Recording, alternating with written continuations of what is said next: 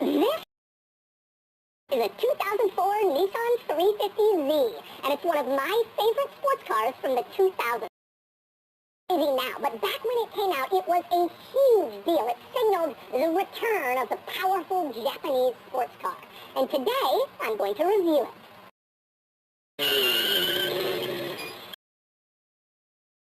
Before I get started, big news, this Z is currently live for sale, being auctioned on Cars and Bids, which is my enthusiast car auction website. This Z is a roadster, as you can see, with a manual transmission and less than 17,000 miles.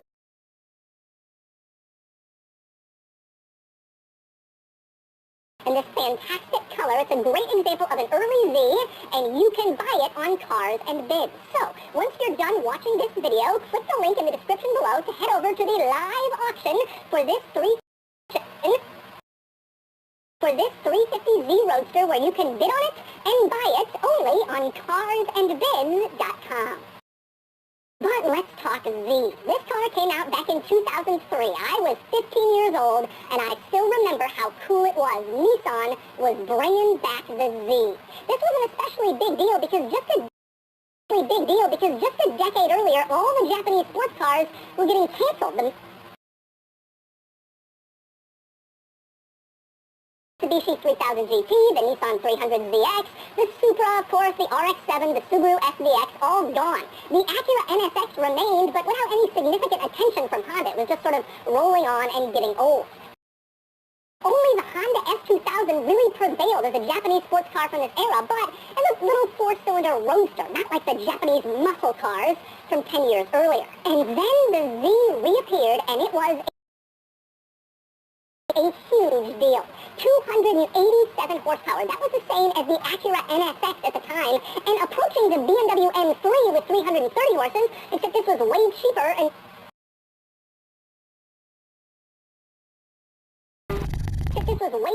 and actually reliable. The Z was incredibly popular in its first few years back, and it was a hugely successful revival of a beloved car. Over the years, the allure has gone from the Z.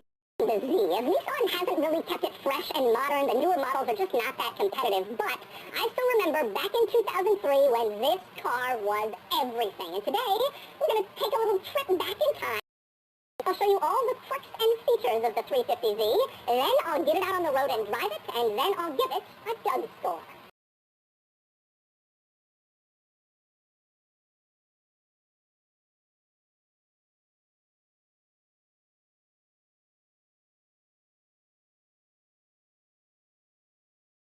Alright, I'm going to start the quirks and features of the Z with getting in, and that means starting with the door handle, which is always a bit of a controversy with this car. When you revive an important car like this, it's not just about getting the performance right, you have to get the design right, and a lot of people didn't like how the door handle looked. It was always silver, never body-colored, and it was sort of sticking off the door. People thought it looked like ears, and then it was kind of a weird addition to the car.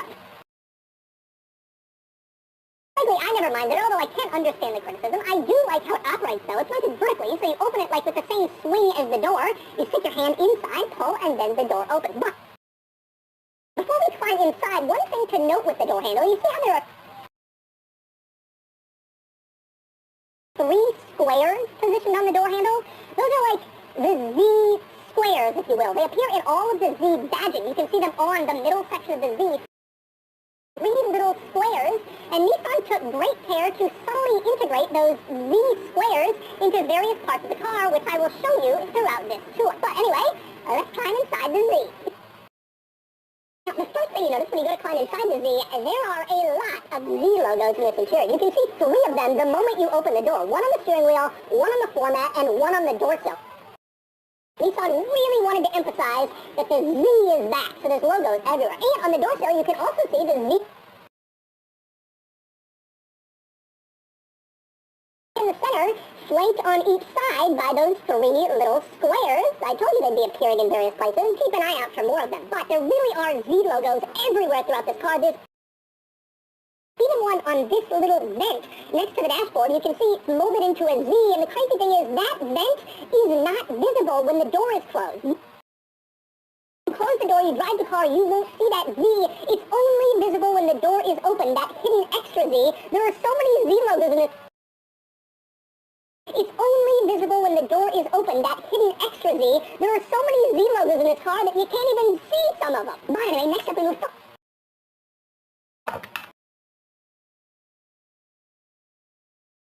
Inside the Z, and the first thing you notice when you look in this interior is the seat. We'll get to the seat color in a second, but I want to talk about the material. The inside is mesh, which is really strange, but that's the material they went with. A very distinctive seating choice for the 350Z. Now, also weird about this seat, the controls for the seat are on the inside, next to the transmission top. In the center console, you have these little switches, and those are what you use to move the seat forward or backwards and to adjust it, which is odd they're not over by the door. Instead, on the outside of the seat, you have this little storage panel, which is kind of a strange spot, but it's actually useful because the door panel itself doesn't really have that much storage, only this little area, so you get a little extra storage with your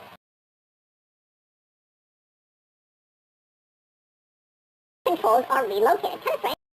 Speaking of the door panel, over on the passenger side, the door panel has a little grab handle you can hold on to while you're going on the racetrack, and you'll notice if you look closely, 3 little squares on the grab handle to match the subtle little squares everywhere else. Those were the Z squares. Next interesting Z interior item, let's talk lowering the roof. Now, in order to do this, you gotta be stopped, you gotta have your foot on the brake, and the car has to be in neutral. Once you're there, you can then unlatch the roof manually, sort of the top of the windshield, as you can see, and then there's a little button to the left of the steering wheel that says open or close. You press open, and then the roof goes down, right?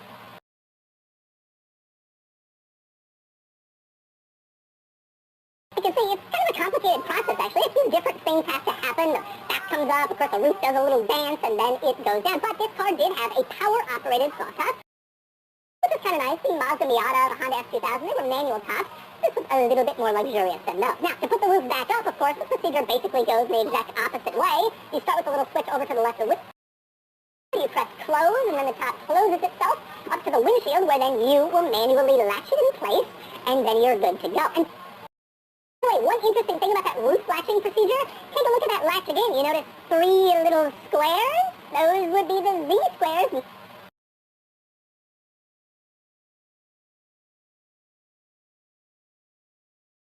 Making their appearance once again, reminding you of your Z-ness even on the roof latch. Next up, another rather quirky retractable thing in this interior is the navigation system screen. If you look in the center control stack, you will see your radio controls and your climate controls, and then like a little box with a button. If you press that button, it retracts the navigation screen. And as you can see, look at it again, it doesn't just pop backwards, it has like an electronic retracting mechanism that pulls it backwards to reveal the nav screen. This is very strange. Your navigation screen isn't displayed unless you want it displayed when you open it up and take it out of its little box. Now, this is just a navigation system. It doesn't incorporate any other car function. It's navigation only, so maybe you just didn't want to look at it. You just close the box and pretend it wasn't there. It's kind of crazy to imagine that now compared to modern car infotainment screens that run the entire car. You could never, like, close them up because they're so important. Well, back then, when it was just a nav screen, you could. You could put it away if you wanted. Anyway, since we're on the center control stack, we've got a few other interesting items in here. I really like these gauges at the top of the control stack. You have these 3 driver-focused gauges, which made sense in a sports car. Battery voltage, oil pressure, and the one on the left had a little screen in it. And you could adjust what was being displayed there with this little button on the side of the gauge cluster. You'd press that, and the screen would show, like, the temperature, your fuel range, your trip odometer, your gas mileage, and it would even display your current speed digitally, which is kind of cool. A lot of cars didn't have that back then, but you could do it in the Z. Anyway, on to the gauge cluster. Interesting thing here, right in the center, you have the tachometer, not the speedometer. The tach is right there, because that's the most important gauge when you're on the racetrack, which is where everyone was taking their 350Zs. That does look sort of performance-y and cool. Another weird thing about the gauge cluster, when you put on the turn signals, they light up in these little circles, but the turn signal arrow doesn't light up. Instead, the space around the arrow lights up, which is just sort of an interesting little quirk, something only true car quirk geeks will appreciate, but it is kind of interesting to see that. Interesting to see that choice. And by the way, also in this area, with the door closed, you can see the vent situation on the door. Earlier I mentioned that little vent with the Z on it gets covered up when the door is closed. And that's because it is pushing air through the door and into a climate vent in the door. They did that to save space in this interior. Rather than put climate vents on the side of the dashboard, they integrated them into the doors. in order to save space on the dashboard. One interesting thing with these climate vents, in addition to being in the doors, they directly face the door handle, which is hollowed out, probably in part, so that air can blow through it and onto you so that they can be useful and effective climate vents. But climate vent and the door handle actually have to kind of work in tandem here, which is something you don't usually see. Now, when it comes to maximizing space, like sticking the climate vents in the doors, this car was fantastic. It was really great at maximizing interior space. For example, you look around this interior, you don't see any cigarette lighter or cigarette lighter outlet. That's because it's hidden underneath the passenger side of the dashboard, this little cutout, you pull on it, and that's your cigarette lighter hidden, that's picking up valuable space in the middle.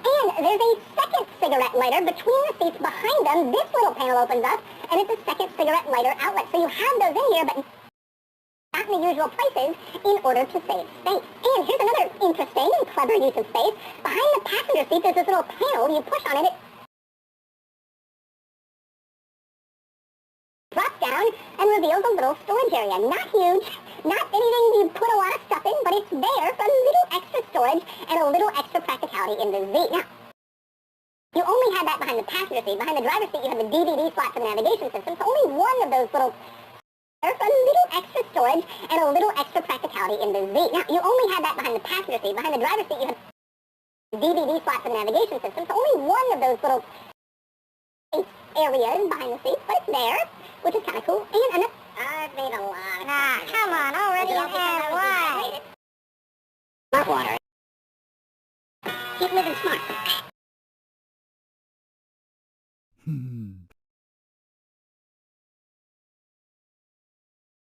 Another creative use of space in this car, you look around this interior and there are no cup holders, or at least immediately visible ones. They've integrated one again on the passenger side of the dashboard. You press on this little compartment and a cup holder pops out. Looks kind of flimsy, wouldn't necessarily trust it.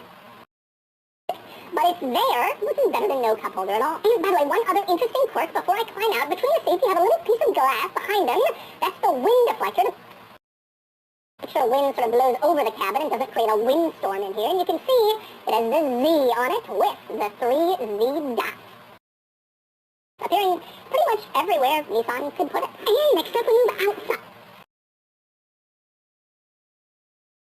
the Z, and I want to talk color. Now this car is finished in this beautiful kind of goldish, copperish, orangish, and it looks great. This was the launch color in a lot of the early press advertising for the 350Z, and I loved it. It really helped revive this car with kind of a splash. Although, it's worth noting, this color wasn't really unique. In the early 2000s, this color was hot, and a lot of cars use this in their press material. The Cadillac CTS debuted in this color around this same time, and so did the Pontiac GTO. Chevy Corvette, the C6, had a color that was very similar to this one. Other automakers used similar colors too. The Mazda 6 had a color very similar to this one. Right in the early 2000s, and the Dodge Viper also had a similar color. This was a popular 2000s color, apparently. And Nissan used this color in other models like the Maxima at the time, and the Murano very famously had this color. Now the interesting thing about this car is the color carries on to the interior. You can see the seats are also this kind of orangish, sort of peanut butterish color that somewhat matches the exterior. And that was a weird decision, although it's worth noting Nissan did that in other cars too. There was an Infiniti FX SUV that debuted in this copper exterior with an orange interior. And in that car, it was a lot of orange and copper. But in this one, it just looked cool. But anyway, next up, we move on to some other notable 350Z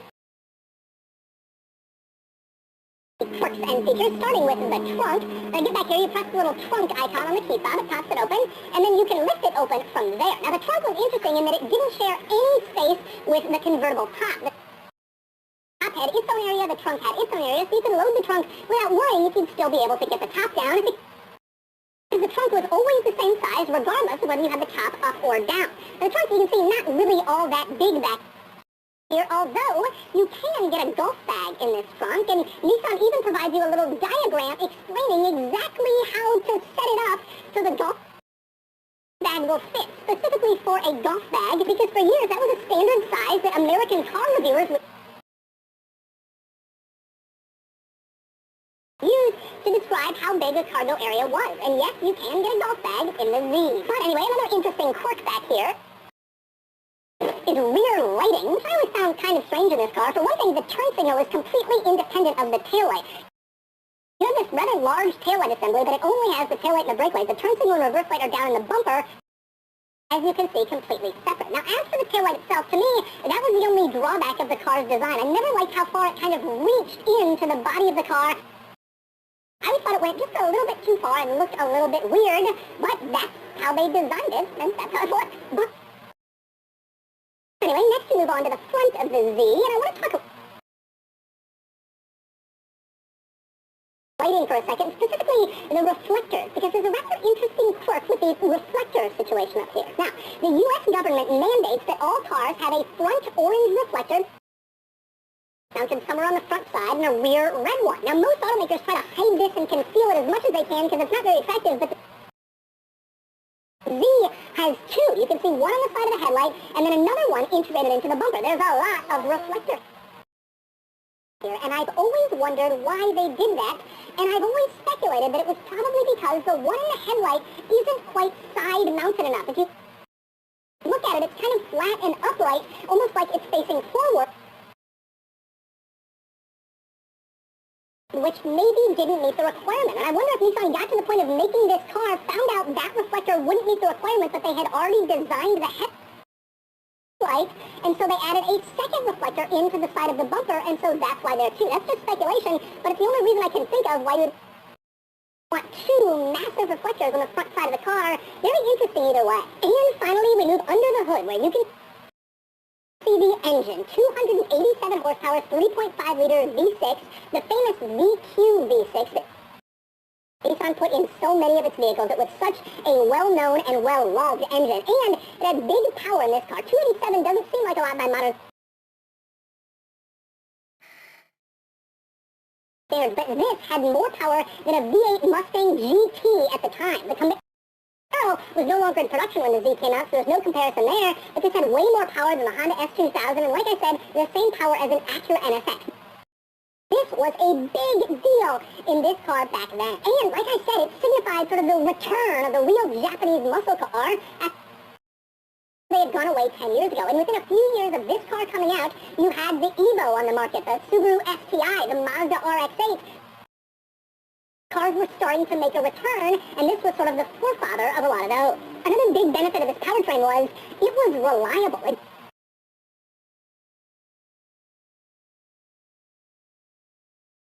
didn't have as much power as a V8 Audi S4 or a BMW M3, but it had way less problems than those cars, and it wasn't anywhere near as expensive to buy one of these.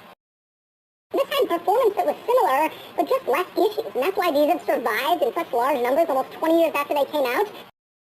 And that's why this car was such a smash hit at the time. Big power for not crazy money, looked great, the revival of a great brand name, and a reliable V6 under the hood.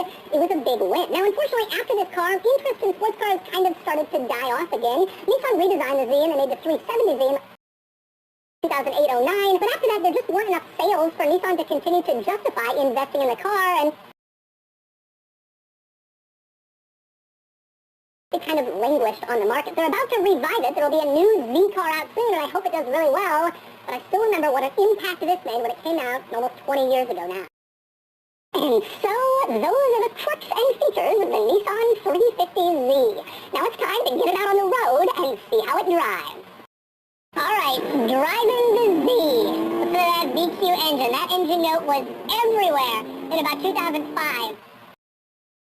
Every Infiniti G, you'd hear go by, and you'd look up thinking it was something cool, and it was an Infiniti G, which was cool, but not, so. Which was cool, but not, So, Z. First impression driving this car, it still feels great. Now this one has super, super low mileage, and so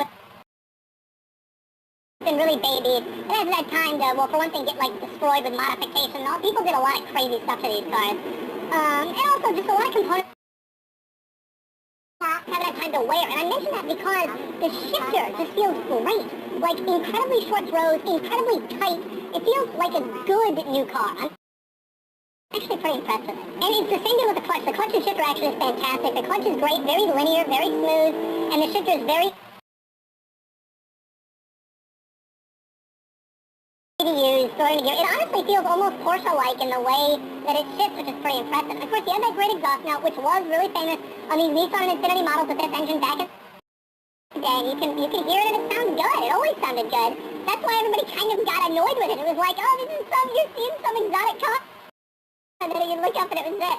Now, the thing about this car that was really always great to me, there were a bunch of things, and I've kind of covered them all, but it was quick. And it still feels pretty quick. Now, it's not like it was back then. It still moves. I mean, this is a fast car. It's not quite like it was back then. Back in the day, when this came out in 03, this was like crazy that you could get this kind of performance for this money.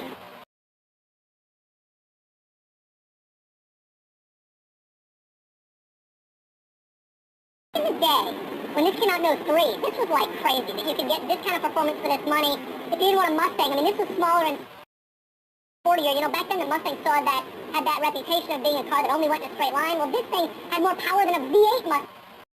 And it could turn, and it was not expensive, and it was reliable. I mean, there were so many benefits to this car. And I just remember when I was a kid, this thing coming out and being like a total top dog in the sports car world at that time. When there was some question as to whether the sports car world was really going to prevail, especially in terms of affordable sports. The other thing about this car is pretty impressive, and it might be, it's not unique to this one, but again, it's a benefit of this one being low mileage and not that worn. This car is pretty impressive, and it might be, it's not unique to this one, but again, it's a benefit of this one being low mileage and not that worn. The suspension, steering, and handling are incredible with this car. They feel fantastic. The steering feel is just great. It's heavy, which is unusual from this era. A lot of cars, they were starting to get into more, over-assisted steering feels. Automakers thought they could dial these cars. They knew better than like a real hydraulic steering feel. And this car just has this great heavy steering feel where you feel like you're the one who's really doing the work and positioning the car, which is great. The car also just reacts very quickly to any direction changes. It handles very sharply, it turns very quickly. It's a surprisingly fun and exciting car to kind of throw around. And you know, it's interesting. I think one of the things about this car that's lost a little bit, they make a zillion of these, and you still see them everywhere because it's a reliable motor and they were a desirable car. And I think one of the things that's lost a little bit is that it's actually a pretty good car. People kind of got tired of seeing these in the G35. It was almost a default choice. Car at this time, it's faster than an S2000. It could do more in terms of core rate and handling than a Mustang. It's more reliable than an M3. There were so many reasons to get this that like everybody did. And you know, this was the days before the Challenger. There was no Camaro. Like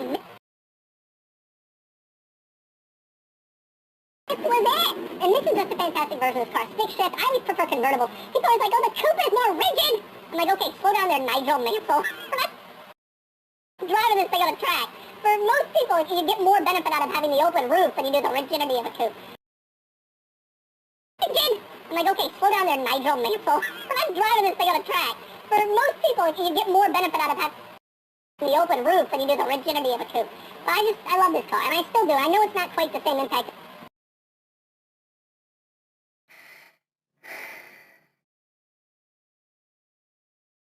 For most people, you get more benefit out of having the open roof than you do the rigidity of a coupe.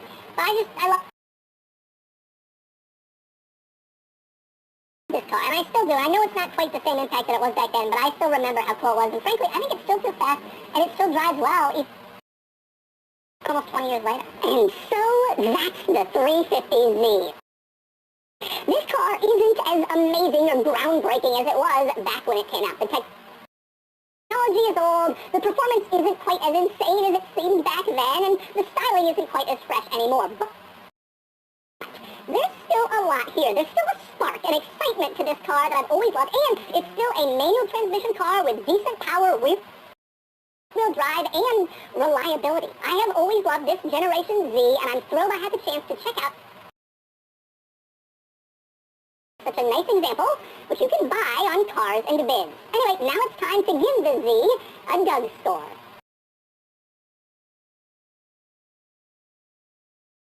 Starting with the weekend categories and styling, the 350Z was a handsome car. I always preferred the look of the coupe, but the convertible was still nice enough, and it gets a 6 out of 10. Acceleration 0 to 60 is in the low 5-second range, so it gets a 5 out of 10. Handling is good, though not quite as sharp as the RX-8 or the S2000, and it gets a 6 out of 10.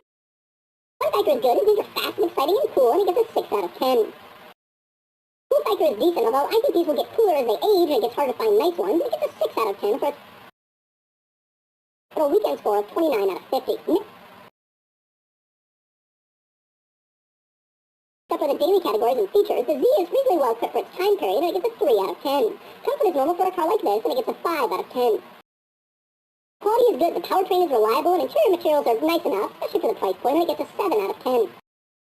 Practicality, two-seater car with a small trunk gets a 2 out of 10. Value is great, as these are reliable, fast, fun, cool, and frankly, I think they're undervalued given all they offer. It gets a 7 out of 10 for a total daily score of 24 out of 50. Added up, and the Doug score is 53 out of 100, which places it here against rivals. The 350Z falls short of the E46 M3 and the S2000, which are more fun, and the 2004 WRX STI, which is more practical, but it ties a fantastic mount to our and it holds its own in this group. The 350Z is an exciting car, and I still think they're cool all these years later. The Z Square. Oh no, it fell down. Thank you, yeah. This will be the end of this video. Next time, goodbye. I'll see you next time. Goodbye, everybody.